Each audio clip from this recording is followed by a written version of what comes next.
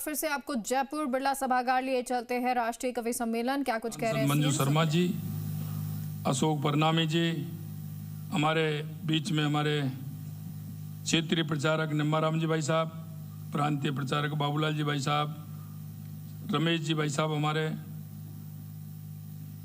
प्रदेश के पूर्व अध्यक्ष अरुण जी भाई साहब, कालीचरण जी, गोपाल शर्मा जी और इस कार्यक्रम में आए सभी मेरे भाई और बहनों। घनश्याम जी भाई साहब ठीक कह रहे थे, अटल जी के बारे में अगर बोलना है तो एक रात से भी पार नहीं पड़ेगी। उनकी कविताएं और उनके जो संवाद हैं वो अपने आप में अलग हैं।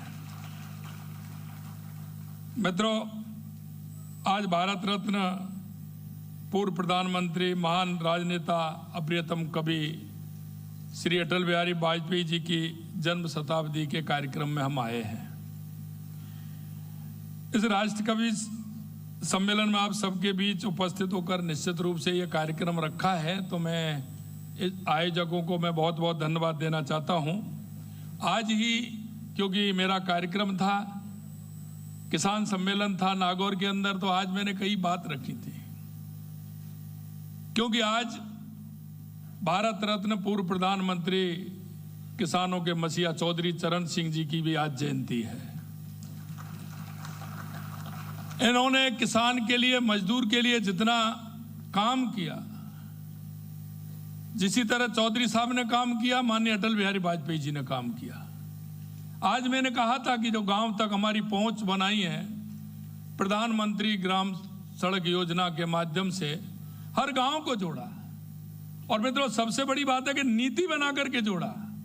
कि 2,500 वाला जनसंख्या गांव है, उसको पहले फेज में जोड़ा जाएगा। 2,000 वाला है, उसको दूसरे फेज में जोड़ा जाएगा। 1,000 वाला है, उसको तीसरे में जोड़ा जाएगा। और 500 की आबादी है, उसको चौथे में जोड़ा जाएगा।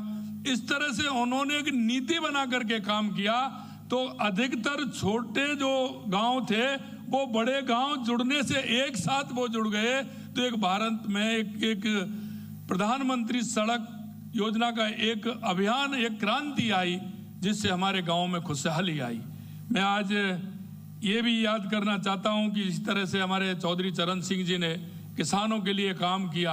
आज हमारे किसान ट्रैक्टर लेकर के चले जाते हैं कहीं, उन्होंने जितना काम किया वो भी बहुत बड़ा काम है, उनको भी याद करता हूं। अटल जी केवल एक राजनेता नहीं थे, वे एक युग थे, एक विचार थे, एक संस्कार थे। एक बार मैं उनके लोकसभा में भाषण सुन रहा था, अमरनाथ जी की बात चल रही थी, वहां यात्रा चल रही थी, और उनके मुंह से अनायास मुख से जब निकला तो केदारनाथ जी निकल गए।